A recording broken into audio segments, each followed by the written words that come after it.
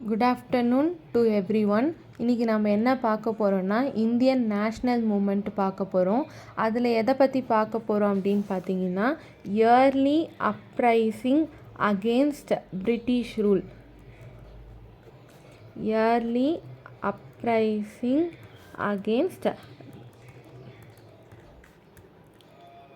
ஆரம்ப காலத்தில் ஆங்கிலேயர் ஆட்சியை எதிர்த்து நடந்த கிளர்ச்சிகளை பற்றி பார்க்க போகிறோம்.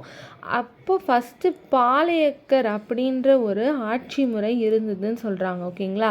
இப்போ இந்த பாளையக்கர் அப்படின்றது தமிழ்நாட்டில் எந்த ஆண்டு வந்துச்சு அப்படின்னு பார்த்தீங்கன்னா ஆட்சி முறை 1529 ஆண்டு வந்தது. 1529 வந்துச்சு.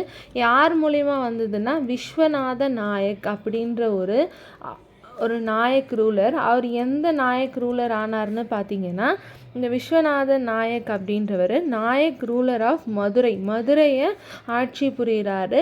அதே மாதிரி யாருடைய உதவி மூலிமா, யாருடைய சப்போர்ட் மூலிமா அப்படின்னு பார்த்தீங்கன்னா அவருடைய மினிஸ்டர் மந்திரி. அந்த மினிஸ்டரோட பேர் என்னன்னு பார்த்தீங்கன்னா அரியாநாதர் அப்படின்றவங்களோட உதவி மூலிமா இவர் நாயக் ரூலர் ஆஃப் மதுரை ஆனார். அதிலிருந்து தமிழ்நாட்டுக்குள்ளார நாயக்க ஆட்சி முறை வந்ததுன்னு சொல்கிறாங்க. ஓகேங்களா?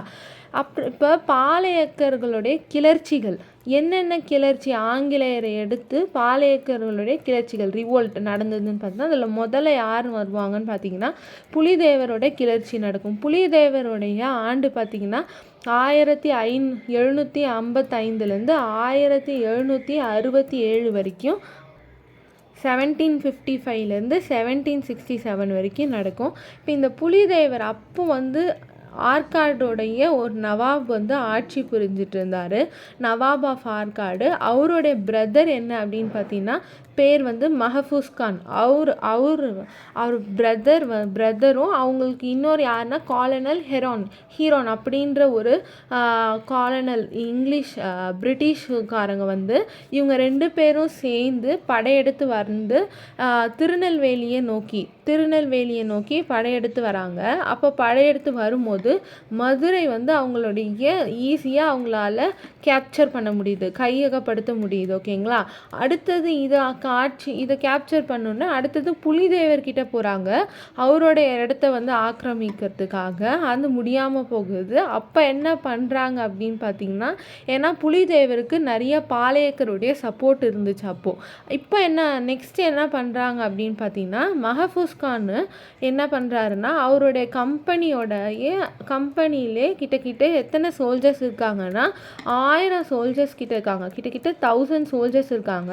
அவங்க கூட சேர்த்து அவங்க நவாப் ஆஃப் ஆற்காடு இருக்கிறாருல்ல, அவர் 600 சோல்ஜர்ஸை அனுப்புகிறாரு. ஓகேங்களா? இவங்க மொத்தம் சேர்ந்து அதே மாதிரி இவங்க கூட என்னென்ன கேவலரினா குதிரைப்படை, அதே மாதிரி ஃபுட் சோல்ஜர்ஸ். ஓகேங்களா? இவங்க ரெண்டு பேரும் பிரிட்டிஷ் கம்பெனியிலேருந்து அனுப்பப்படுறாங்க. ஓகேங்களா?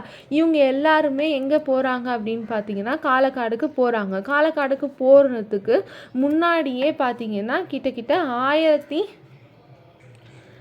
கிட்டக்கிட்ட புலிதேவரோடைய ஆர்மியில் என்ன ஆகுதுன்னு பார்த்தீங்கன்னா கிட்டக்கிட்ட 2000 சோல்ஜர்ஸ் என்ன பண்ணுறாங்கன்னா ட்ரிவாங்கூர்லேருந்து ஜாயின் பண்ணிடுறாங்க. So they reached Kalakkadu. அவங்களுக்கு முன்னாடியே காலக்காடுக்கு போயிடுறாங்க.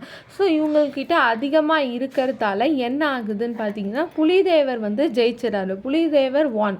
ஓகேங்களா? புலிதேவர் வான் பண்ணிடுறாரு. அடுத்து மறுபடியும் அந்த பிரிட்டிஷ் கம்பெனி என்ன பண்ணுது அப்படின்னு பார்த்தீங்கன்னா இன்னொருத்தரை அனுப்புகிறாங்க. யார்? அவர் பேர் என்னன்னா யூசப் கான். அவருக்கு இன்னொரு பேர் என்னன்னு பார்த்தீங்கன்னா யூசப் கானுக்கு இன்னொரு பேர் கான் ஷாஹிப் அப்படின்னு சொல்லுவாங்க. அவர் இஸ்லாமுக்கு கன்வெர்ட் ஆகிப்பார். அப்போ கன்வெர்ட் ஆகிறதுக்கு முன்னாடி அவருக்கு இருந்த பேர் என்னன்னு பார்த்தீங்கன்னா மருது நாயகம் அப்படின்றது அவருடைய இயற்கை பேர். ஓகேங்களா?